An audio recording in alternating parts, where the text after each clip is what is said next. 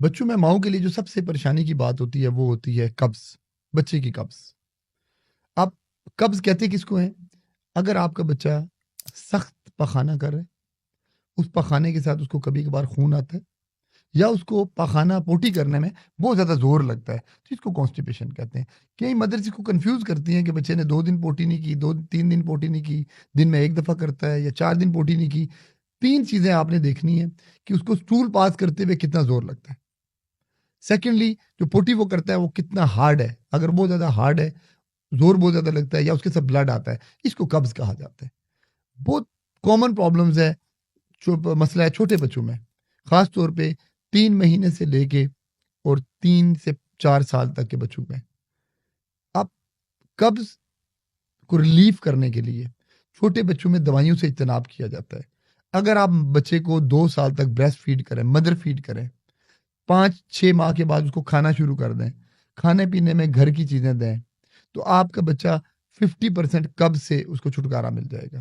2 طرح کی قبض ہوتی ہے، ایک وہ قبض یا کانسٹیپیشن جو خوراک اور دودھ کی وجہ سے ہوتی ہے، اس کا علاج صرف خوراک اور دودھ کی موڈیفیکیشن سے کیا جاتا ہے۔ ایک وہ قبض ہوتی ہے یا کانسٹیپیشن ہوتی ہے جو کسی بیماری کی وجہ سے ہوتی ہے۔ اب اگر کوئی انڈر لائنگ ڈیزیز ہے، بیماری ہے، تو جب تک آپ اس بیماری کا علاج نہیں کریں گے قبض ٹھیک نہیں ہوگی۔ اب جو دوسری قبض ہے اس پہ بات کریں گے، یہ جو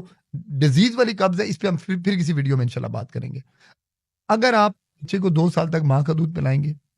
5 ماہ کے بعد یا 6 ماہ کے بعد اس کو نرم غذائیں شروع کر دیں گے اور گھر کی کھانے کی چیزیں دیں گے، جس میں آپ اس کو بریڈ، بسکٹ، رس، یہ مختلف طرح کے جو کپ کیکس ہیں اور دودھ کی بنی ہوئی چیزیں ہیں، یہ اگر آپ اس کو نہیں دیں گے، گھر کی کھانے کی چیزیں بنا کے دیں گے، 6 ماہ کے بعد دودھ کم کر دیں گے،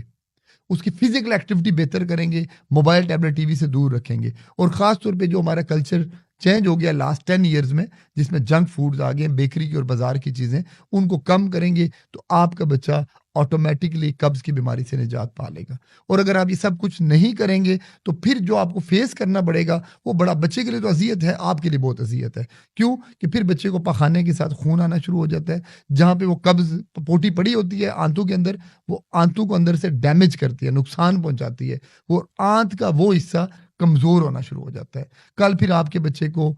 بڑے پخانے کے راستے کیمرہ ڈال کے معائنے کرنے پڑیں گے، ڈھیر ساری دوائیاں دینی پڑیں گی، ڈھیر سارے ٹیسٹ کرنے پڑیں گے، اور الٹیمیٹلی آپ کسی بہت بڑی پریشانی میں مبتلا ہو جائیں گی۔ اس لیے اگر آپ چاہتے ہیں کہ آپ کا بچہ قبض جیسی بیماری سے اس کو چھٹکارا ملے، تو جو بیسک چیزیں ان پہ فوکس کرنے کی ضرورت ہے، جس کا آپ نے ذکر کر لیا ہے، اور نیکسٹ آنے والی ویڈیو میں پھر اس پہ تفصیل پہ بات کریں گے۔